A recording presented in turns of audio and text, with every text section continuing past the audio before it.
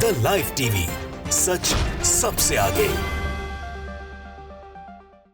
नफरतबाजों को बड़ी तकलीफ हो रही होगी, क्योंकि बात यह है कि मुफ्ती सलमान अजहरी, जिनको गिरफ्तार किया था हेट स्पीच बता के उनके बयान को, जिस बयान में उन्होंने किसी धर्म का, किसी समुदाय का नाम नहीं लिया था, लेकिन गिरफ्तार किया, तीन जगह पे एफआईआर करवाई, पहले 2 जगह से बेल मिल गई, फिर जाके तीसरे केस के अंदर उलझा दिया, लेकिन अब तीसरे केस में भी उनको बेल मिल गई है। उस तीसरी एफआईआर पर भी बेल मिली है। मुफ्ती सलमान अजहरी को तीनों जगह पे जो केस रजिस्टर्ड थे वहां से अदालतों से बेल मिल चुकी, और जो कल जो तीसरी बेल मिली है उसके ऊपर बहुत शायद तकलीफ में होंगे बहुत से लोग। अशरफ हुसैन ने लिखा है कि मुफ्ती सलमान अजहरी की जमानत मंजूर, सलाम टीवी की रिपोर्ट है। हालांकि मुफ्ती साहब के परिवार की तरफ से कोई जानकारी अभी शेयर नहीं की गई है। सलाम टीवी ने लिखा है कि जेल से रिहा होंगे मुफ्ती सलमान अजहरी, कोर्ट ने दी जमानत। ऐसे ही अंसार इमरान करके एक यूज़र, उन्होंने भी लिखा है कि मुफ्ती सलमान अजहरी को मोडासा कोर्ट से भी जमानत मिली। अब बड़ा विषय यह है कि पहले तो सलमान अजहरी साहब को पकड़ा गया, अरेस्ट किया गया बम्बई से। सबसे पहले जूनागढ़ ले जाया गया। जूनागढ़ में एक एफआईआर थी। मालूम था इन लोगों को जो राजनीति कर रहे हैं सलमान अजहरी साहब के मामले में, कि जूनागढ़ से बेल हो जाएगी, ज़मानत के अंदर कोई परेशानी नहीं आएगी और सलमान अजहरी 1 से 2 दिन में छूट जाएंगे। मुफ्ती सलमान अजहरी साहब छूटते इससे पहले कच्छ पुलिस में एक और एफआईआर रजिस्टर कर ली इसी केस के में, और फिर जैसे ही मुफ्ती सलमान अजहरी साहब जूनागढ़ के कोर्ट से उनको रिहाई मिली या ज़मानत मिली, तो कच्छ की पुलिस जो थी गुजरात की, वो उनको गिरफ्तार करने आ गई और वो गिरफ्तार करके अपने केस में ले गई। कच्छ के कोर्ट के अंदर पेशी हुई, तब भी कोई मामला टिक नहीं पाया और कच्छ के अदालत ने भी उनको आराम से बेल मिल गई। तो तीसरा मोडासा में एक और केस दर्ज किया गया और फिर से गिरफ्तार किया गया। पिछले मतलब 1 हफ्ते में एक व्यक्ति को 3 बार गिरफ्तार किया जा रहा है एक ही केस में, जहां एक अदालत फिर दूसरी अदालत जमानत देती है तो तीसरी अदालत में केस आ जाता है। तीसरी अदालत ने भी कल रात को जमानत दे दी, जिसके बाद से मोडासा कोर्ट के फैसले से पूरे अनभक्तों की लॉबी के अंदर बड़ा हंगामा होगा, बड़ी तकलीफ होगी।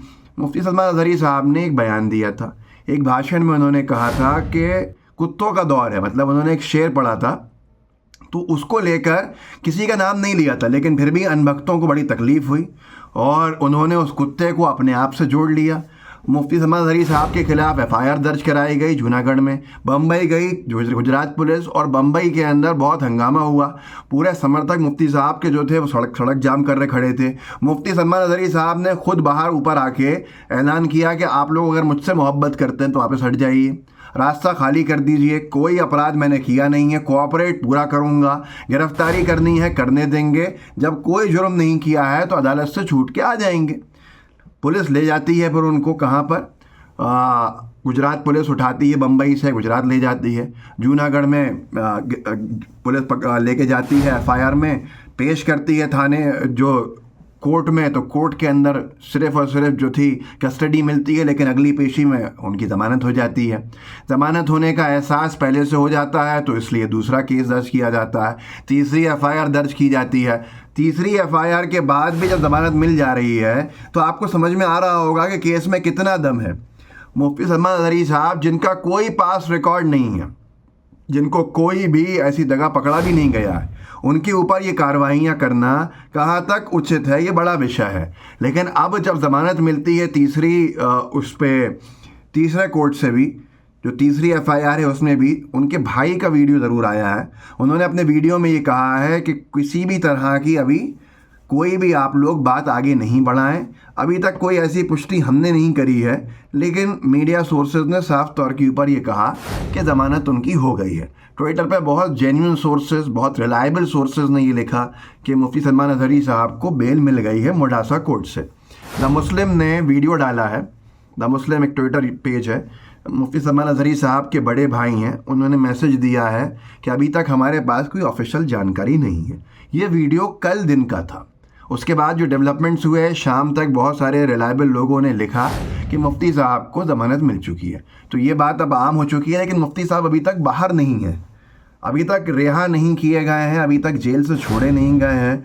कोई पैच फंसा हुआ है। लोग अभी भी कह रहे हैं कि कहीं ना कहीं फिर से उनको उलझाने की कोई साजिश चल रही है। कुछ ही देर में उससे भी हवा उड़ जाएगी और वो भी क्लियर हो जाएगा कि आखिर ये है क्या पूरा का पूरा मामला। लेकिन सबसे बड़ा सवाल यही है कि जो नफरतबाज रात दिन हेट स्पीचेस दे रहे हैं, मुस्लिम समुदाय के खिलाफ बयान दे रहे हैं, टी राजा हो, स्वामी क्या है वो नरसिंह आनंद वो हो, दूसरे उसके जैसे हों, काजल करके कोई है एक नेत्री, ऐसे सारे लोग जो हैं वो स्पीचेस देते घूम रहे हैं, आज़ाद फिर रहे हैं, उनके ऊपर कोई केस दर्ज नहीं है। मुफ्ती सलमान अज़हरी साहब ने किसी का नाम नहीं लिया है, जबकि ये लोग मुसलमानों का नाम लेते हैं।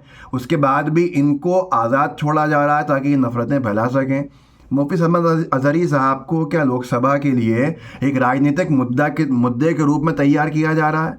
ये बड़े सवाल हैं जिनके जवाब देने की तो हिम्मत है नहीं किसी में। गोदी मीडिया में सवाल पूछने का भी दम नहीं है।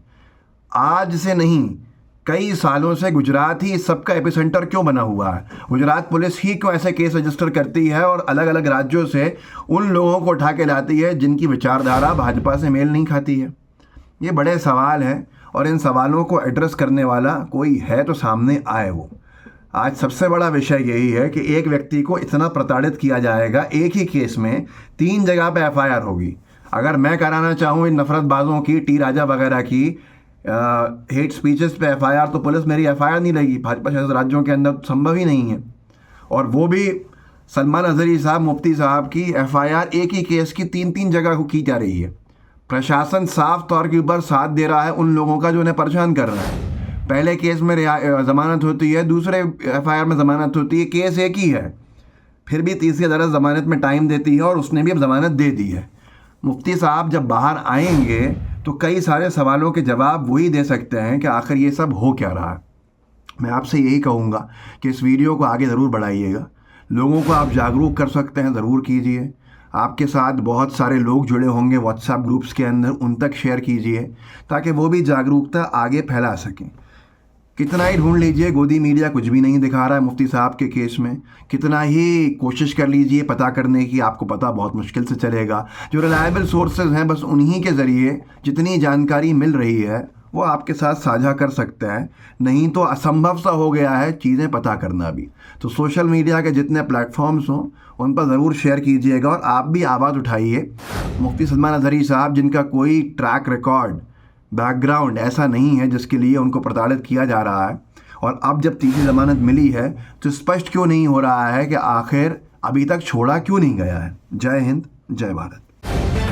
द लाइव टीवी, सच सबसे आगे।